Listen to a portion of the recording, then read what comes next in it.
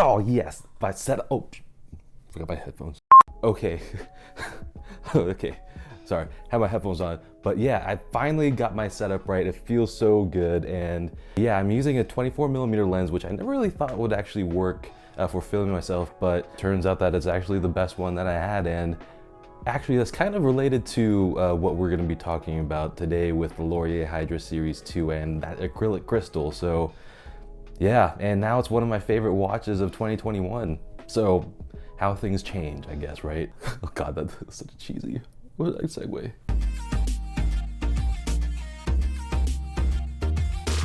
Okay, so obviously watch the entire video, but if you are more interested in particular sections like the case, maybe the dial, maybe the lume, or whatever it may be, I added chapters in the timeline right here at the bottom of the screen over here. So just take a look at that and you can click it, go from there. And then also if that isn't showing up, I have all the timestamps in the description as well. So go ahead and use that as much as you want. Yeah, I'm so excited to be reviewing the Lorier because this is right up my alley. And weirdly enough, there are no reviews on this online.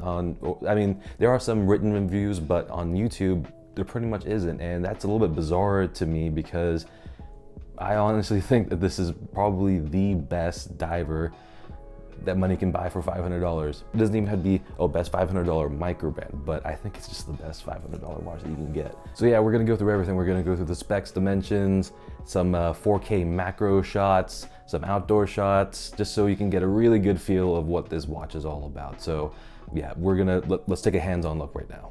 Oh, okay, one last thing. Just remember that we have to spring forward an hour this weekend. So don't be that person who forgets, okay? Don't. Real quick, let me just do a wristwatch check, and I'm wearing my Zelos Swordfish 40, and this is actually going to be the watch that I'll be reviewing either next or one watch in between, but it's going to be coming soon. And okay, oh man, that view is good. This is pretty ridiculous. So yeah, stay tuned for that. Okay, so let's get into the context of the Lorier. They were founded by Lorenzo and Lauren Ortega, and they're based in New York. They've been making watches for quite a few years, and they've established themselves as one of the go-tos to get a vintage dive watch. The first Hydra, before this particular one, because this is Series 2, was really different from this Series 2 that we've got over here. So I'm really happy that they changed that Hydra to this one over here, because this is at the moment my favorite Lorier that they've ever made. So let's get into the dimensions, and just for reference, I have a 7.5 inch wrist. Just keep that in mind, and let's get into it. So let's first do the case width. Yeah, 38.6, and the bezel. Let's go into the bezel width over here. The bezel goes all the way to the side. So okay, and then the bezel is 37.5 millimeters, and it does go pretty much to the ends, but it does have the inner rotating bezel, so it does bring it in a little bit more, just because the dial actually starts, well, let's look at the crystal. The crystal starts at 33.7, and that's a little bit big for a 38mm diver, but once again, we're dealing with a super compressor, so it's obviously the crystal will be a little bit bigger. But let's just take a look at how big the actual dial is. So 26.5 millimeters is the dial diameter. So as you can see, visually it's not going to wear that enormously, just because it does have a 26.5 millimeter dial, so that's a good thing. It'll wear the way that I would want a watch this size to wear. Okay, next let's do the lug to lug. Here we go. 47 point, okay, yeah, what's going on? Okay, there it is. 47.2 millimeter lug to lug. Okay, case thickness overall 12 millimeters. So for sure, the 12 millimeter number is not indicative of what this actually wears like, just because of that 12 millimeters. As you can see, there's a huge amount of crystal, and on their website they say that it's 3.2 millimeter thick crystal. So I mean, the actual case itself is What's the math for that? Okay, so on their website, they say it's 8.3 millimeters, the actual case. And actually, let's take a look at what that would end up being. 9.4 is what I'm getting from the bezel. So I guess they didn't include the bezel, which is really small, but it's still part of it. It wears like a 10 millimeter watch, and that's also a big reason why this can be a go anywhere, do anything watch, because just put this on a leather strap or even keep it on this one and you'll be able to slip it under any cuff, no problems at all. And the mid case here is 5.4 millimeters. And just for the heck of it, let's look at the crown width, 6.5. The actual size wears probably more like a 38 millimeter or a little bit smaller actually for that matter. So just keep that in mind. Anyone with smaller wrists, do not be worried. This is going to wear it perfectly. And the water resistance, as you can see here, focus. Oh, let's focus a little bit closer, is 100 meters. Okay, next we have the movement, and it is a Miyota 9015, and that's actually one of the main updates that they had to this Series 2. So I'm happy about the upgrade to the Miyota. Obviously, the Miyota is a lot thinner than the NH35, well, 34, I think. Well, one of the NHs that they use previously, because those are about 5.3 millimeters. This is 3.9 millimeters. So obviously having a very thin movement helped a lot when it came down to how thin they can make this watch. Just look at that. Oh my God. Okay, case and crown is next. So the case is really well finished, really well finished. As you can see a little bit over here, the casing, the brushing on the side of the case is really nicely done. It doesn't have any of those distortions that make it look rounded or anything like that you sometimes see on cheaper finished watches. I mean, the chamfer on the top of the lugs that runs through the top of the case is such a nice detail. I absolutely love it when companies do that. It just adds so much more visual interest to the case that you're wearing. The case profile is really nice and really comfy. As you can see, it's nice and rounded. And we spoke about the bezel a little bit before, but it is super thin because it is a super compressor. The lugs come down a little bit long, but they curve down really nicely. So it wears on the wrist really quite comfortably. And as you can see, there it is, focus. Okay, there it is, focus. It has drilled lugs. So I am so happy about that, just because I am a chronic strap changer. So it makes it so much easier to put on all my multitudes of gray straps, just because I'm that interesting. So yeah, I mean, I am very happy with that. I love it when companies have a drilled lug, and especially because considering that this is a vintage diver, divers of that time had drilled lugs. So not only are they being in touch with the enthusiast community, they're also keeping it consistent with history. Okay, so onto the crowns, and I'm going to give a little bit more details on the crowns than a normal watch, just because this is a super compressor. So pretty much the entire point of, well, not the entire point, well, a big point of the watch is, well, I had to use plural, are the crowns.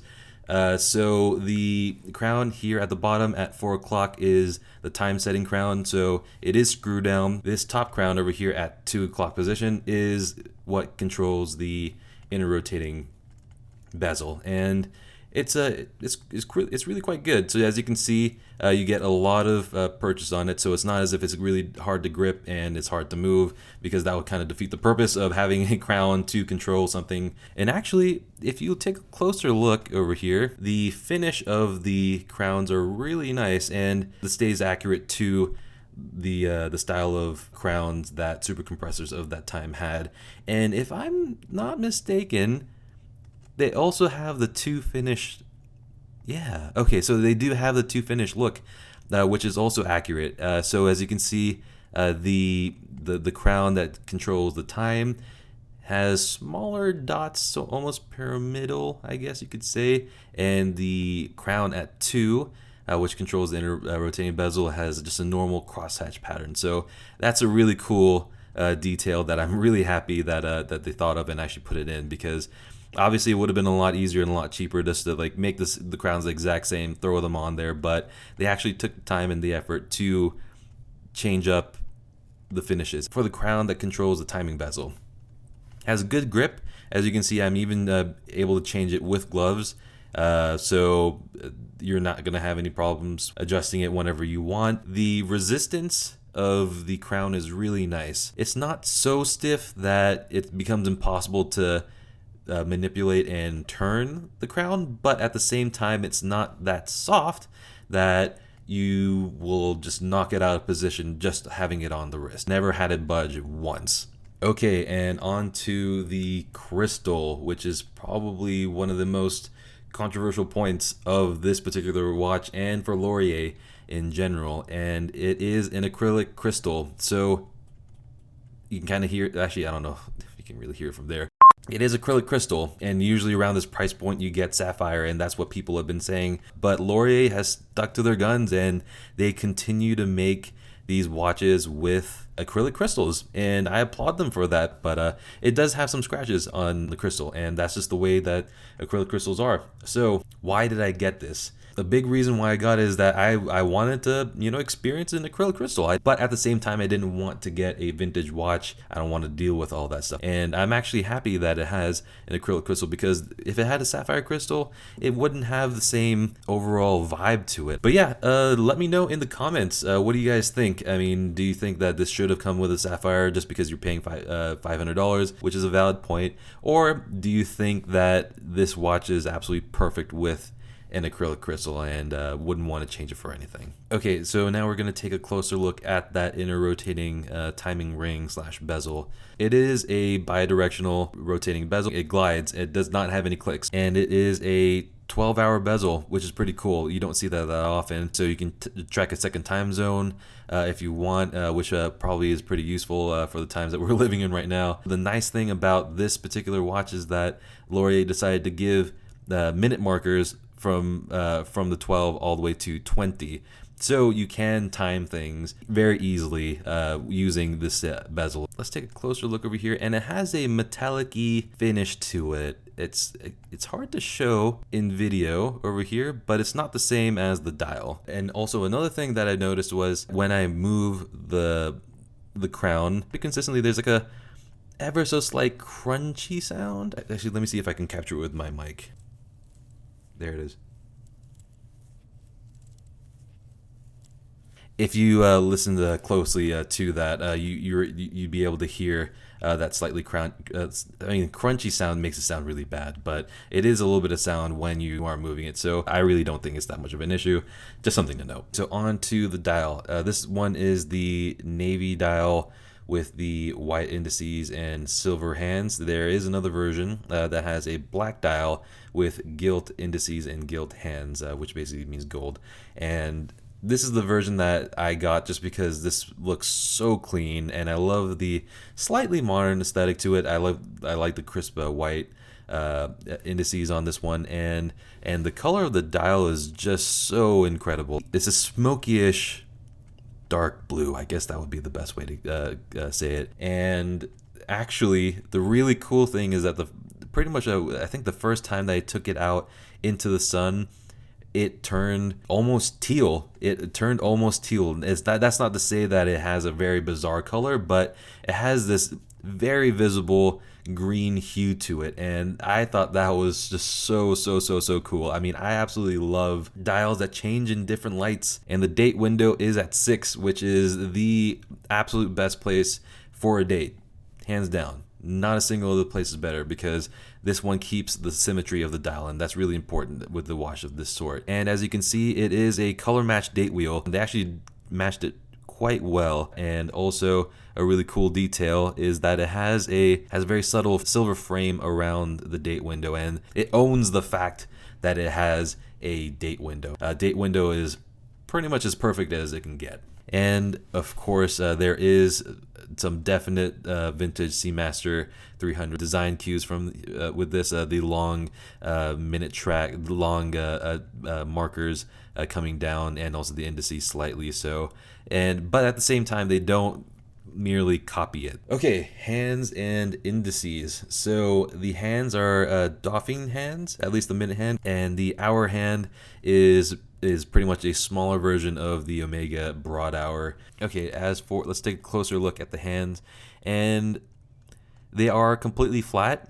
So there's no three-dimensionality. Yeah, I mean, it would have been nice to get extra facets and maybe a bend here and there, but you know, it is what it is. It does the job, and I think we can see over here, but I'll include some closer up shots.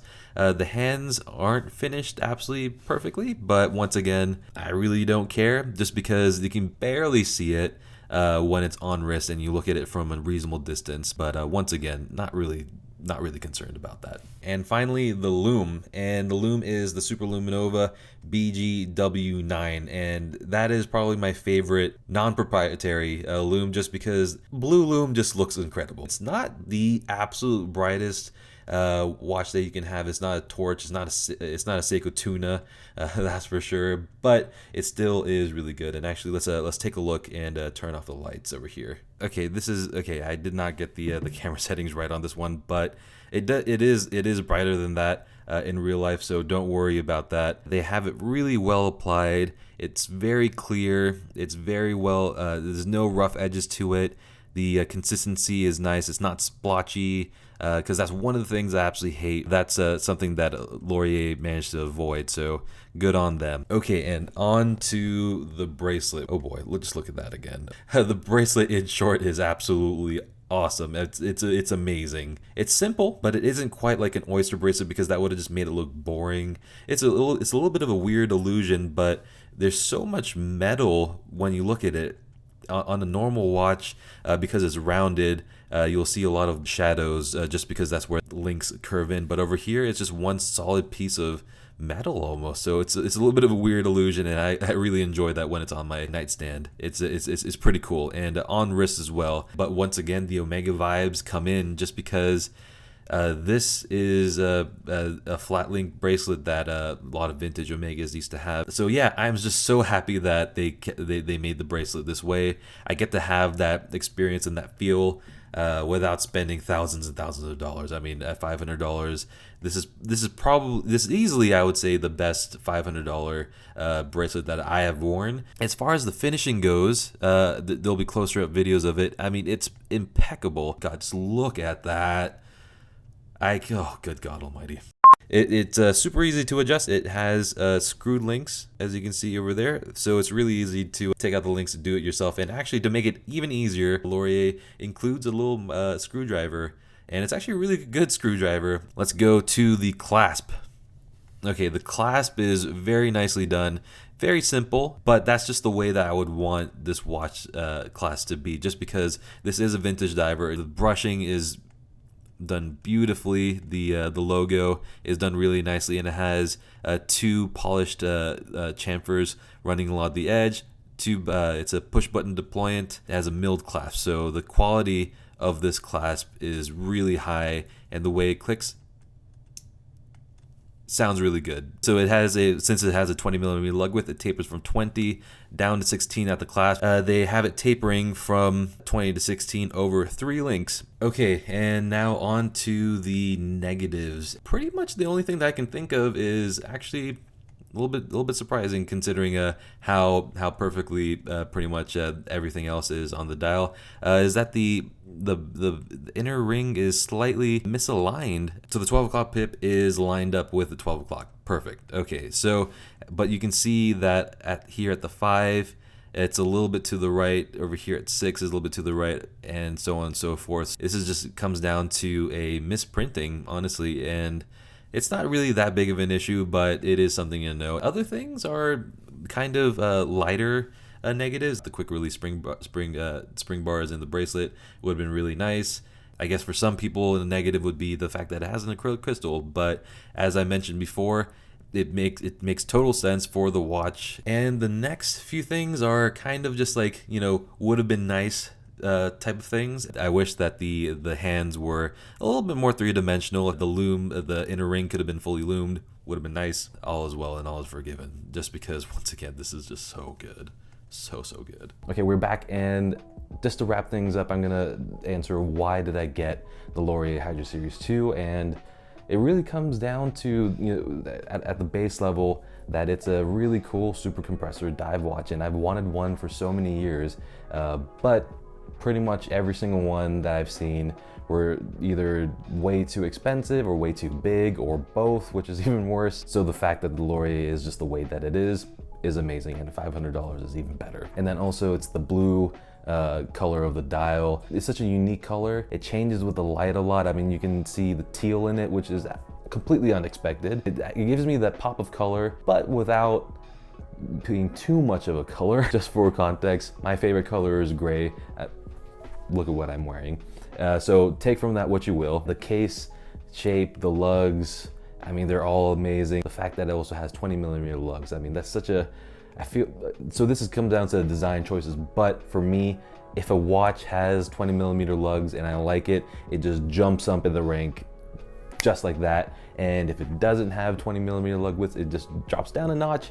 And if it has one of those odd number 19mm, 21 and 23, I mean, that just gives me heartburn. I mean, that's just the stupidest thing I could possibly think of. A big reason is that this gives me the three-hander feel and look. So I don't have to deal with not having a dive watch or not having a timing capability to time all these useless things. And I can still have the look of a three-hander. And because it gives me that three-hander look, this actually makes it probably my one and only truly go anywhere, do anything watch. That one thing that I love with all watches that have this is that after the initial burst of appreciation of like, oh my God, this is the greatest watch ever, this has a continuous stream of slow burn appreciation coming through. I don't know if that was English. There's just a lot of new things that you discover as you wear it. I mean, within the first few days when I went outside and I saw the dial was teal, a little bit of teal in there, that was just the greatest discovery ever. And then just sitting in the car, you see the watch in different lights, you see the light playing with the bracelet in different ways. I mean, I find myself taking out my phone, no phone, I find myself taking out my phone the entire time, just taking photos of it in different lights just because it's just so cool. And finally, can I recommend this watch? And I mean, I think you can already see where I'm going with this, and it's absolutely, I do recommend this. And honestly, if you've been on the fence about, okay, whether or not I should get it, maybe I should, maybe I shouldn't, let's see what's happening.